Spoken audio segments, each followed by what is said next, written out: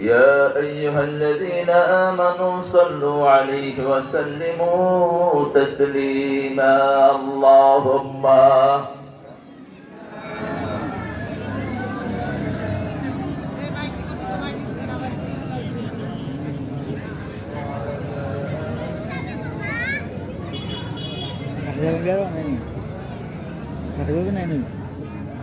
কেমন আছেন আপনারা?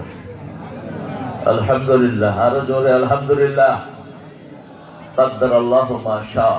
অনেক দূর থেকে আগমন, এরপরে ফুলের ঘাটের এখানে ঘন্টার উপরে বসা। আপনারা জানেন আজকে মঙ্গলবার, বিকল্প কোনো রাস্তাও আমার জানা ছিল না। যিনি গেছেন আমাকে আনতে, তিনিও আনতে পারেননি।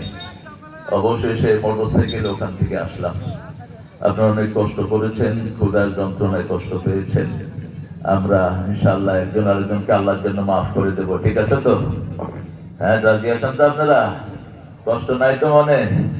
আল্লাহ আমাদেরকে কবুল করুক। আমরা জান্নাতে যেতে চাই তো, কি বলেন?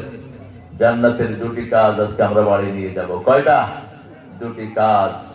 তার আগে বলতে হয় বাংলাদেশ মেরুকরণ হচ্ছে। আগামীর পার্লামেন্টে যারাই আসবে, আমরা কোরআন ছাড়া পার্লামেন্ট চালাতে দেব না। রাজি আছেন আপনারা? হাত তুলে দেখা দেন কারা কারা রাজি আছেন।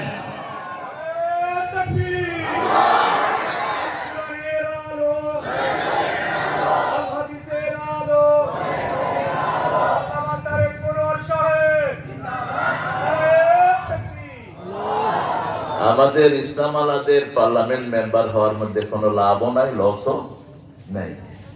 কিছু লাভ আছে, জনগণের খেদমত করা যাবে, এতটুকু। কিন্তু বৈষয়িক কোনো লাভ আমাদের নাই, কারণ আমি ওই ঘরেরই সন্তান। আমার আব্বা পার্লামেন্ট মেম্বার ছিলেন দীর্ঘজীবন, শুধু লস। পিতার সম্পত্তি টম্পত্তি সব বেঁচে একাকার। কারণ জনগণের খেদমত করতে হলে কিছুই আনা যায় না। এই জন্য আমরা চাই, ইসলাম আলাদের সবার একই মত, যে আমরা পার্লামেন্টের মেম্বার হতে চাই না, মন্ত্রী চাই না। আমরা চাই কোরআন দিয়ে চলবে পার্লামেন্ট। আমরা একদিনের জন্য পার্লামেন্ট অন্য কোন আইনে চালাতে দেব না। রাজি আছি তো আমরা? এটাই আজকে আমরা কথা বলবো। 54 নম্বর আয়াত সূরা আরাফ।